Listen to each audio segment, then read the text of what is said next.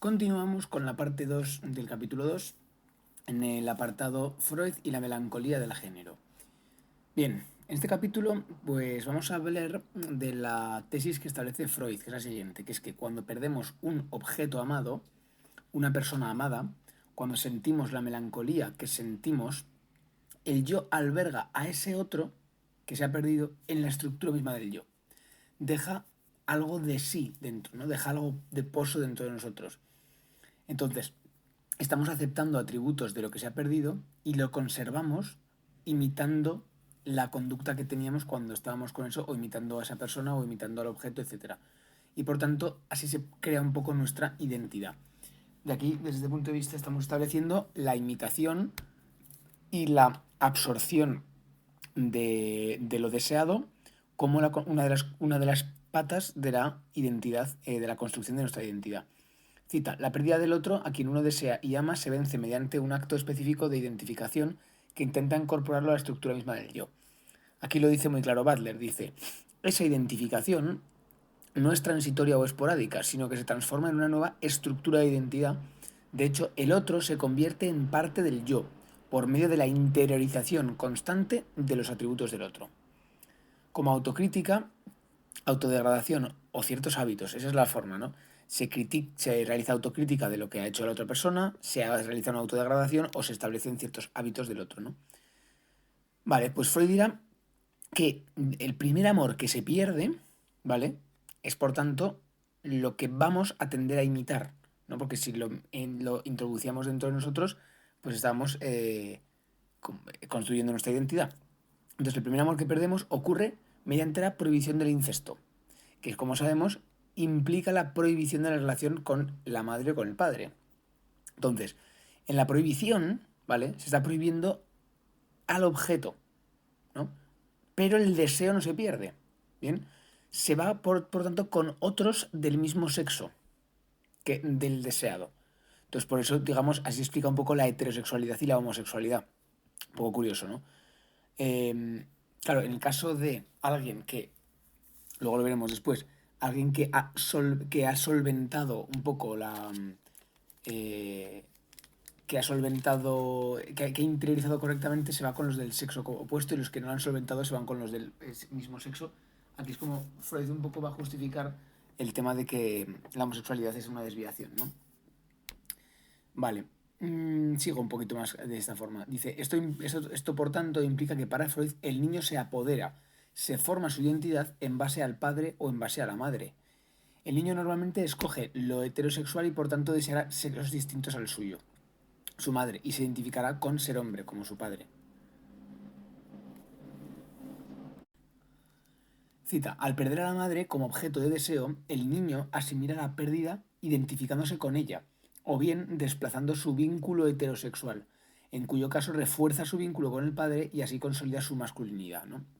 Entonces, esto es un poco desde el punto de vista de Freud, como la prohibición del incesto implica la primera pérdida del amor, y esto determina el deseo sexual y la identidad, ¿no? En base a al primer deseo, que es la madre, y a la identidad del padre, ¿no? Vale, entonces la identidad de género, pues para Freud, se forma por el principio de Edipo, en base a si es positivo, si un Edipo positivo, nos estaríamos identificando con el mismo sexo, con el sexo del padre, eh, y nos estaría atrayendo el sexo contrario, el sexo de nuestra madre, la heterosexualidad y la masculinidad. O puede ser un Edipo negativo, que es que nos estaríamos identificando con el sexo opuesto, ¿vale? Al parecer, toda la identidad es una cuestión, pues, de interiorización que se ve determinada en su aspecto de identidad de género por la aparición del superyo para superar el complejo de Edipo. Entonces, eh, el superyo, que es el ideal del yo, mediante castigos y tabúes, no hagas esto, haz esto otro, de alguna forma supera el complejo de Edipo y determina la identidad de género, ¿no? Por tanto, la identidad de género es una suerte de melancolía en la que el sexo del objeto perdido, la madre, se interioriza como una prohibición, ser mujer. Esta prohibición castiga y reglamenta la identidad de género diferenciada y la ley del deseo heterosexual. Yo creo, por decirlo así, salió en mi momento de lo que estoy leyendo, que está explicando aquí esta Butler una forma en la que se construye la normatividad y las prácticas normativas y la matriz heterosexual, según diferentes psicólogos, ¿no? Hablo de Lacan, habla de Freud, etc. Entonces, esta prohibición castiga y reglamenta la identidad de género diferenciada y la ley del deseo heterosexual. Por tanto, en Freud, la solución del complejo de Edipo, ¿vale?, atañe a la identificación de género no solo mediante el tabú del incesto, sino mediante el tabú contra la homosexualidad. De hecho, va a decir Freud que primero es el tabú contra la homosexualidad y después el tabú contra el incesto, ¿vale? Así es como se determina la identidad de género. Las relaciones que no son solventadas, es decir, cuando el superyo no solventa el complejo de Edipo, caen en una homosexualidad. Por tanto, la homosexualidad es un desvío de la solución al complejo de Edipo. Porque no es que porque te gusta tu padre, en vez de que te guste tu madre. No ha habido ahí algo que se ha desviado, ¿vale? En el caso de la aplicación de ese tabú contra la homosexualidad, ¿vale? Y el incesto, la prohibición es siempre desde el exterior. Lo que se está interiorizando es la propia prohibición externa, es decir, un orden moral que estructura nuestra psique. Vale. Ojo con esto, al final del ensayo, Freud, bueno, al final de un ensayo que cita Freud, dice Freud, ¿qué determina que un niño o niña solucione o no el complejo de Edipo? ¿Vale? Claro, porque hemos dicho que de eso va a depender el deseo y en definitiva también su identidad de género. Bueno, pues parece que hay una suerte de disposiciones primarias, ¿vale? Algo así como algo prediscursivo, que está ahí y que va a tender hacia si nosotros solucionamos o no solucionamos el complejo de Edipo. Lo que nos ha contado él mismo con todo esto es realmente contradictorio, porque las disposiciones, estas disposiciones naturales a lo femenino o masculino que tenga cada uno, lejos de ser fundacionales, ¿vale? Lejos de ser lo que lo que para él es algo a priori que está ahí y ya está, realmente son la consecuencia de un procedimiento cuyo propósito es disimular su propia genealogía, que es básicamente el funcionamiento que tiene siempre el poder, evitar, o sea, ocultar su origen, ¿no? En otras palabras, las disposiciones naturales de las que habla Freud son realmente huellas de una historia de prohibiciones sexuales impuestas que no se ha explicado y que dichas prohibiciones intentan hacer inerrable. Vale, la ley prohibitiva del incesto que crea las identificaciones de género, para Freud, las crea en tanto que disposiciones naturales, es decir, como algo natural y prediscursivo. Por tanto, ¿qué quiere decir esto? Pues que al final Freud no está más que, de nuevo, apelando a un fundamento externo de la realidad para naturalizar dicho fundamento como una especie de petición de principio, porque claro, es un natural y no hay más vuelta de hoja, que son esas disposiciones naturales que a partir de ahí es cuando se soluciona o no se soluciona el principio de Edipo que da lugar al deseo y que da lugar a a la identidad de género.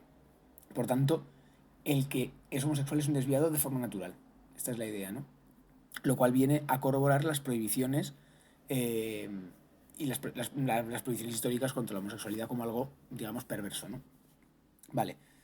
Realmente, como digo, estas disposiciones naturales se ponen las disposiciones naturales como causa para esconder el origen realmente cultural y dotar a la identidad de género de cierta naturalidad, ¿vale? Es así, naturalmente tú acabas siendo hombre porque tenías esa disposición natural a serlo.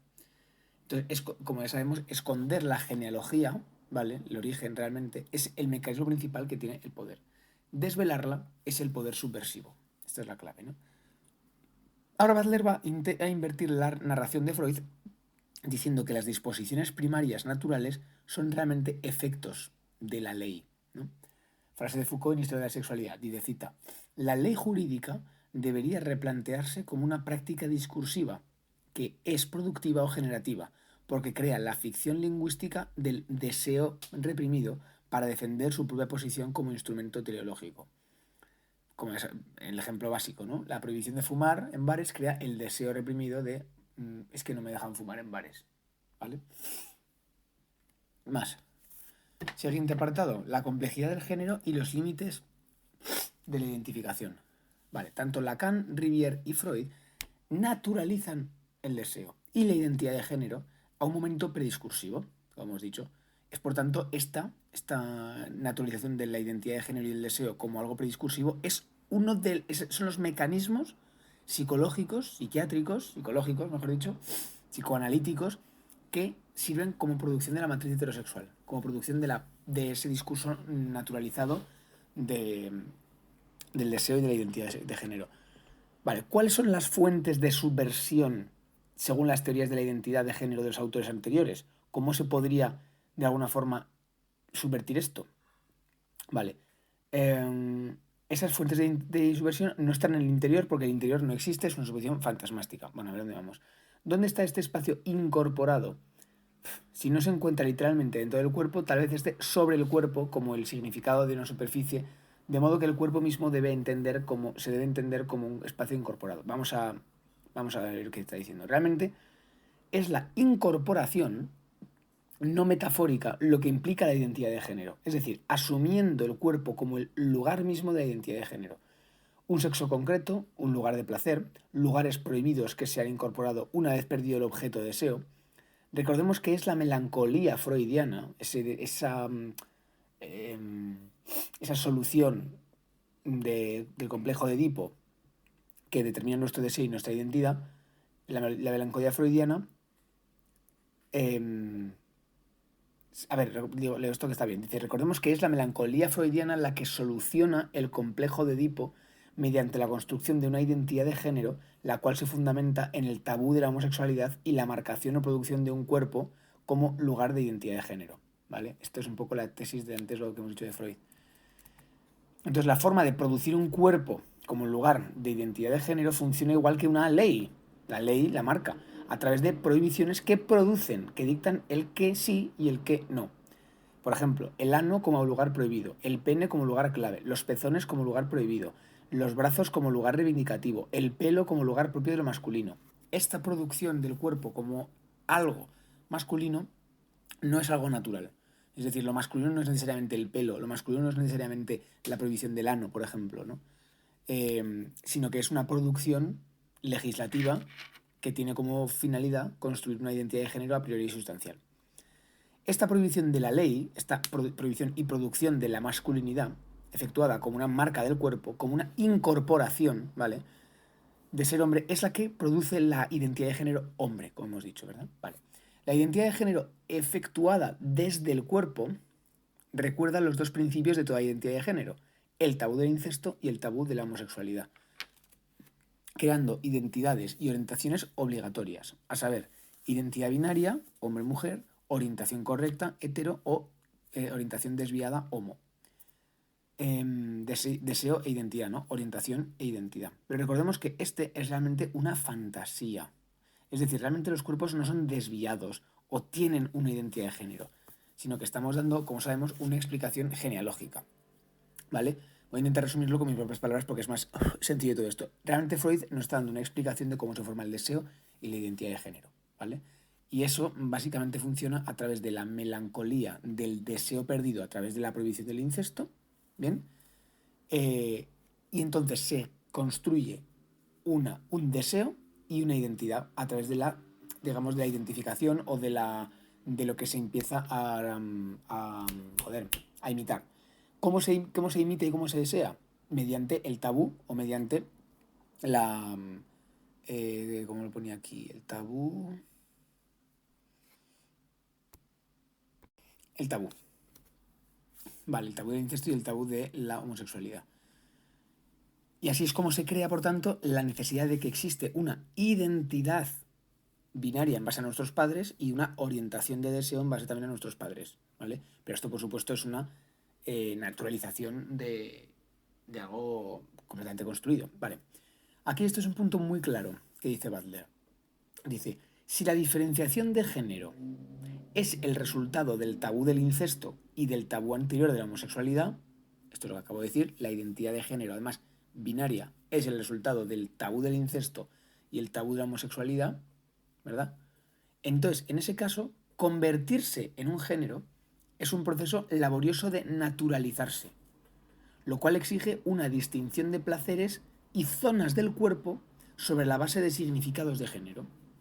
Se afirma que los placeres radican en el pene, la vagina y los senos o que surgen de ellos, pero tales descripciones pertenecen a un cuerpo que ya ha sido construido o naturalizado como concerniente a un género específico. Esto es fundamental. La identidad de género se construye primero como algo sustancial y en ese algo sustancial se mira qué partes del cuerpo son las que deben ser erógenas en base al género que tiene, ¿vale?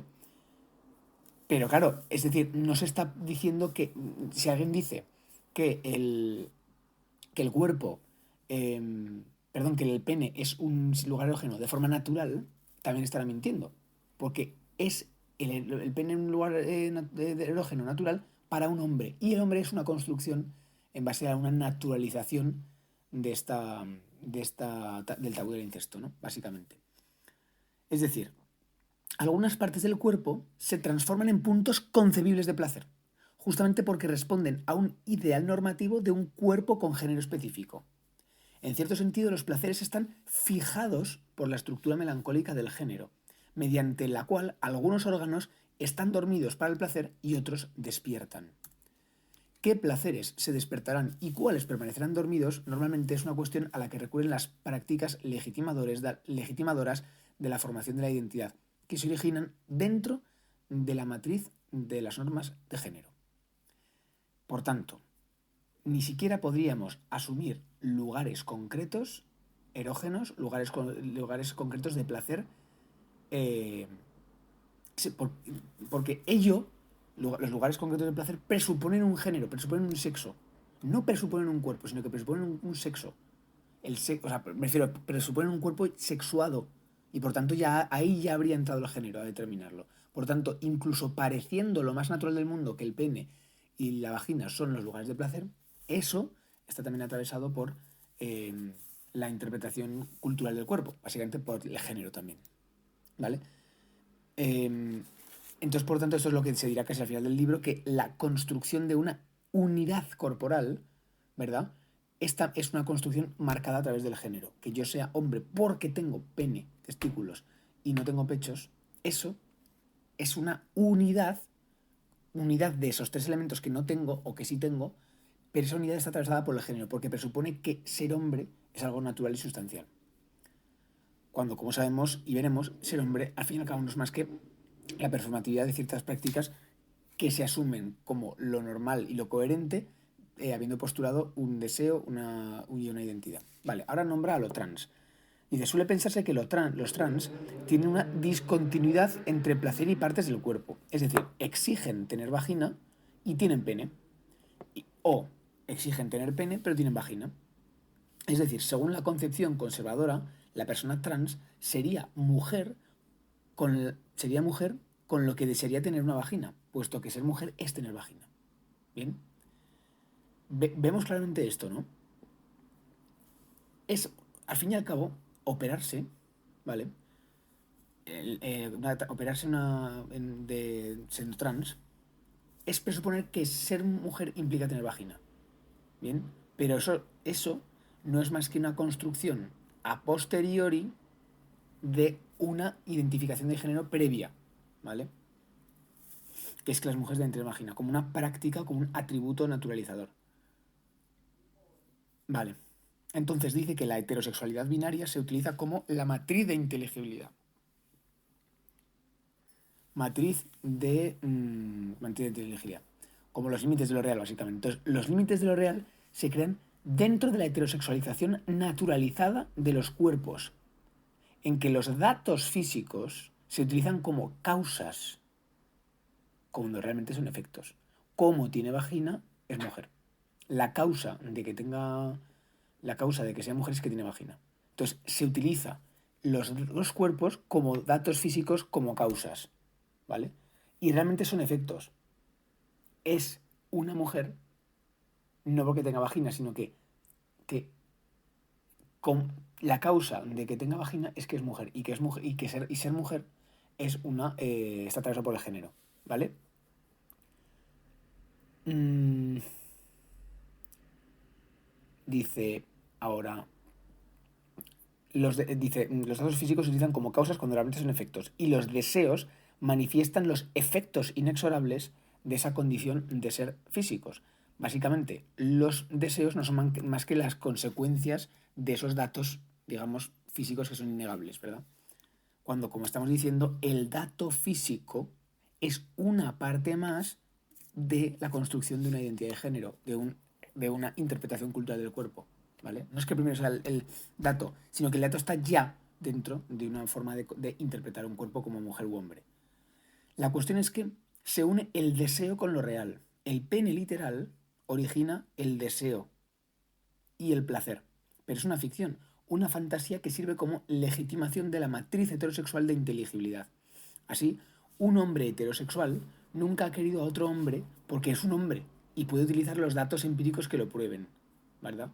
Pero ojo lo que dice aquí. Dice, la literalización de la anatomía, o sea, el pene literal, no solo no prueba nada, sino que es una restricción literalizante del placer en el órgano mismo que se protege como el signo de la identidad masculina. Es decir, la centralización, la reducción del placer a el pene que determina, al órgano que determina la identidad masculina, revela claramente que el pene no es más que una ficción reguladora. O sea, el pene es una ficción reguladora que cree referir a una identidad de género, digamos, natural y sustancial, ser hombre, cuando el pene es, es el efecto de la identidad de género construida mediante las prácticas, digamos, normativas que exigen coherencia, eh, digamos, para encajar dentro de ella, ¿no? Vale, vamos pues con el último apartado de este capítulo 2, que se llama Reformular la prohibición como poder. Vale, hay que explicar cómo la ley jurídica del psicoanálisis, la represión, genera y multiplica los géneros que desea dominar. Dice, ¿puede concebirse la prohibición contra el incesto, que prohíbe y castiga las posturas de género binarias y jerárquicas, como un poder productivo que, de forma involuntaria, crea distintas configuraciones culturales de género? Creo que aquí a lo que apunta a que si hay o no resistencia interna dentro del poder normativo. Y es donde luego entrará la clave de Foucault, que es cómo se puede entender la resistencia dentro de esta construcción de género, básicamente, dentro de este género, o fuera. Ya lo veremos. Para responder a esto, que no es sino en lectura Foucaultiana de la ley del incesto de Lacan y Freud, se basará en Tráfico de mujeres de Gail Robin, ¿vale? Bueno, para Foucault, como sabemos, el tabú del incesto es la prohibición que produce al sujeto y se mantiene como la ley de su deseo se transforma en un medio a través del cual se conforma la identidad de género, ¿vale? Entonces, el tabú del incesto produce compañeros sexuales permitidos y compañeros sexuales prohibidos. Eso es lo que hace el tabú del incesto. Uy, no voy a follarme a mi madre, uy, voy a follarme a la hija de tal, ¿vale? Eso es obviamente ya eh, una producción de género, literalmente, ¿no? Entonces, para mantener la identidad social de un grupo y poder reproducirse, la prohibición esta del incesto implica la instauración de la heterosexualidad exogámica. Entonces, la heterosexualidad exogámica es otra de los puntos clave que refuerzan el tabú del incesto, ¿vale? Es decir, yo no puedo follarme con mi madre, sino que solamente puedo follarme a una mujer fuera de mi familia, ¿vale? Esta norma, que es una de las prácticas normativas que generan y que definen el deseo, pues construye también nuestra identidad de género, ¿vale? Bueno, entonces, es decir, la prohibición del incesto es no tener relaciones sexuales con gente de tu mismo sexo, de tu mismo grupo familiar.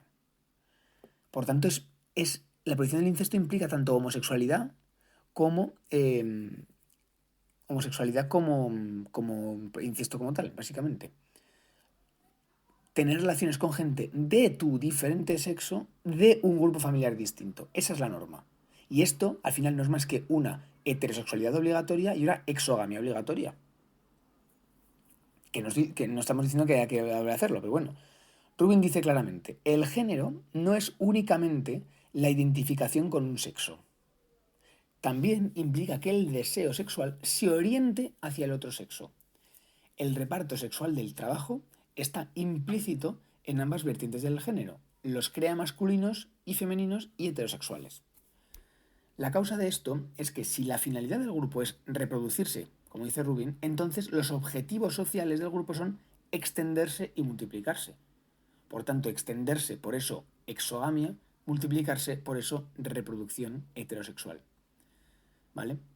Y eso es porque se entiende que los objetivos sociales son extenderse y multiplicarse, cuando eso es un objetivo que también se ha postulado como algo natural, ¿verdad? Que cuando es una cuestión, por ejemplo, que podemos decir que es imperialista, ¿no?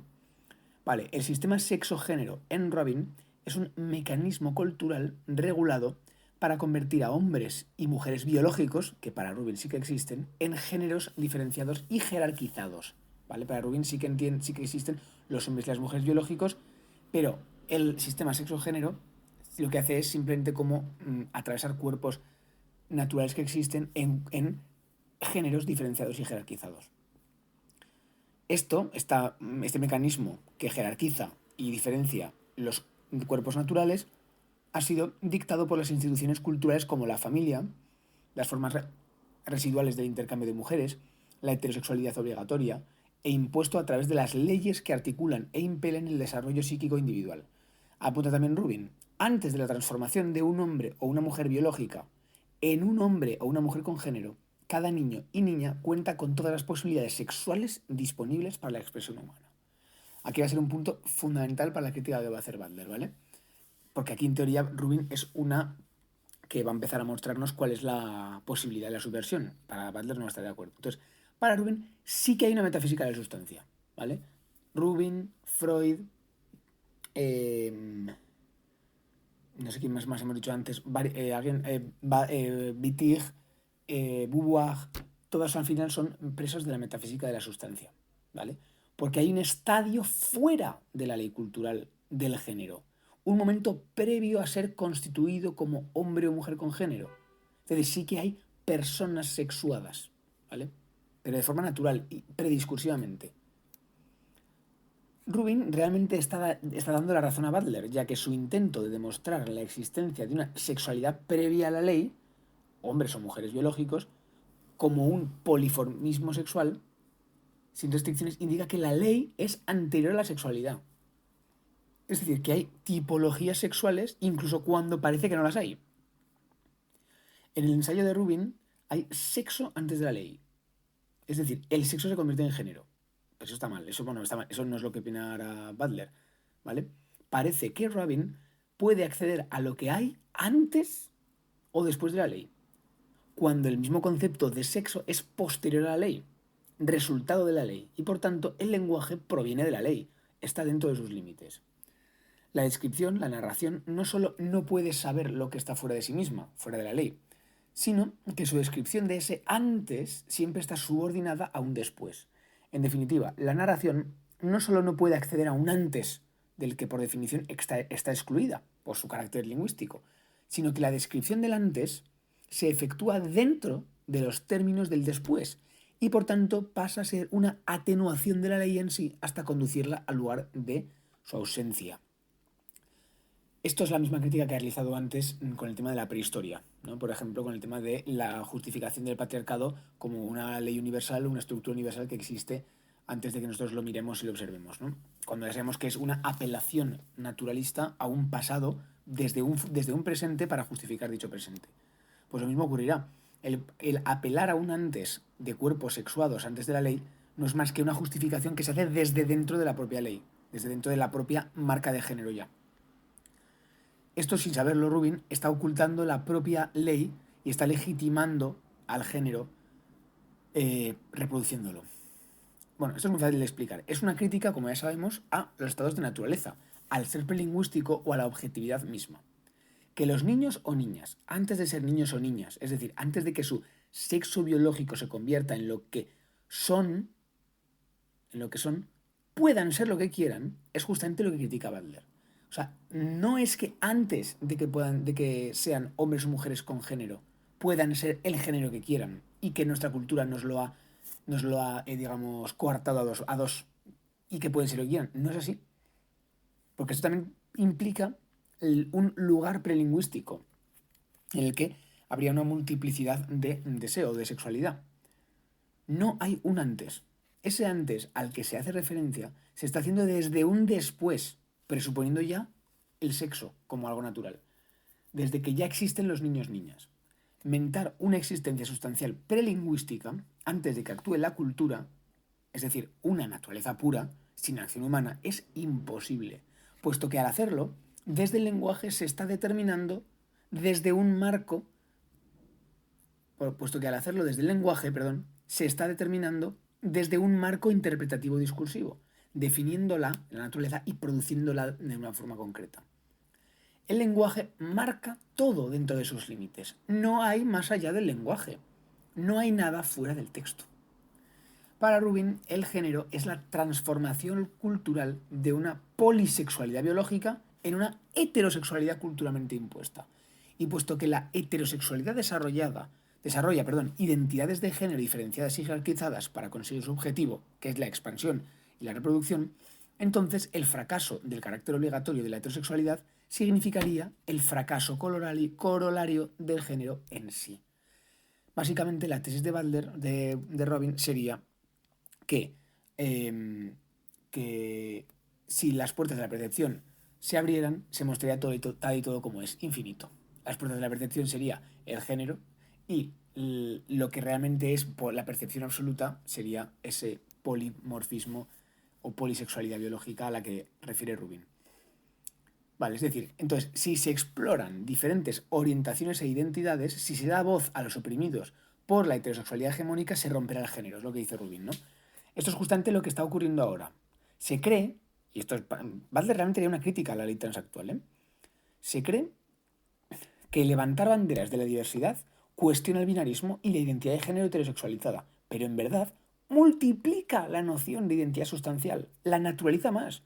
Concepto fundamental en el capitalismo, por lo que hemos dicho antes, no pone en cuestión, no critica el concepto de sujeto sustancial, que es el que hay que criticar, ¿no? La caída del género, que es lo que postulan los feministas radicales, entre ellas Gail Rubin, implica la caída de la ley del género, la salida del lenguaje, la salida de Matrix. Es puro idealismo esto. Para Butler, no se puede salir de Matrix, no se puede salir de la ley sin estar desde otra ley, que es lo que los va a intentar producir, ¿no? Otra ley. Sin género, ya no habría marcas de género para Rubin. Eso es algo utópico e idealista, emancipador, ¿no? Esa idea emancipadora liberal del antes. Cita, un antes de la ley que promete reaparecer después de la destrucción o dispersión de la ley. Esto es muy importante. El lugar hacia el que va el feminismo sería el lugar desde el que es previo a la cultura. Desde Foucault o Derrida sabemos que no hay un antes o fuera de la ley. Pero todo el feminismo radical parece apuntar que sí, para poder postular un después, un futuro mejor, una dirección hacia el que están llegando nuestras políticas. Pero claro, este futuro de después, este que apela realmente a un antes, está siendo completamente discursivo, pero postulándose como post o prediscursivo. Es preciso acudir a un estado. ¿Es preciso acudir a un estado más feliz anterior a la ley para afirmar que las relaciones de género actuales y la producción punitiva de las identidades de género son opresoras? ¿O podemos realmente hacerlo desde este mismo estado, sin tener que apelar a un estado anterior o predilingüístico? Foucault dirá que la ley represora, como ya sabemos, el género, crea el deseo que pretende reprimir esa ley. La ley pretende reprimir un deseo, pero para Foucault lo crea, lo produce. Cita, queremos prohibir queremos prohibir el deseo incestuoso natural que hay en las personas. Pues esa ley acaba de crear el deseo incestuoso al ponerlo como algo natural, como algo que naturalmente sale a la gente a hacerlo. Es una manera de reforzar las instituciones jurídicas, de fortalecer el poder, ya que no se puede decir que haya ese deseo antes de la ley. No hay nada antes de la ley que pretenda imponerse. La ley misma lo crea. Así lo dice Butler. Cita, el tabú del incesto es la ley jurídica que, al parecer, prohíbe los deseos incestuosos y provoca ciertas subjetividades de género mediante la identificación obligatoria. Esta ley, para Foucault y para todos, es universal, y lo que significa que una ley sea universal es que, cita, opera como un marco dominante dentro del cual se establecen relaciones sociales. No que ocurra en todas las culturas, sino que... no, esto no lo decía Foucault, esto es de Butler. Sino que domina en alguna o todas las formas sociales. Claro, dominante se refiere como a totalitaria. Para Butler, la ley del incesto es universal, en el sentido de que en algunas culturas domina y se convierte en algo universal, ¿no? Totaliza, básicamente. Totaliza. La ley que prohíbe esa alianza con la madre es la misma que provoca, que da una existencia ontológica, que le da una existencia ontológica a la prohibición misma, al incestuoso. Y ya no se puede aislar la función represora de la productiva en el tabú jurídico del incesto. Es lo mismo producir que prohibir, ¿vale? Entonces, el psicoanálisis ha creído que el tabú del incesto genera deseo heterosexual y una identidad de género diferenciada en dos sexos. De esta forma, se crean desviaciones de dichas formas comunes. Y de al fin y al cabo, la desviación no es más que el no cumplir con la coherencia en la identidad de género, sexo, género, práctica. Esta misma explicación es la que produce la heterosexualidad, como la no desviación, y también la que produce la homosexualidad, como la desviación, ¿vale? No es que la heterosexualidad y la homosexualidad sean deseos naturales, de nuevo, sino que son efectos del género, ¿vale? Esta misma explicación es la que produce la heterosexualidad, la identidad de género, la homosexualidad y la desviación, pretendiendo únicamente explicarla, lo produce, ¿vale? Toda explicación de la heterosexualidad, de la homosexualidad, realmente está produciendo la heterosexualidad o la homosexualidad como algo natural. Vale, la bisexualidad, que eso también es una cosa que se dice mucho, se plantea como el afuera previo antes de la heterosexualización cultural. Por ejemplo, la frase esta de al principio todos somos bisexuales.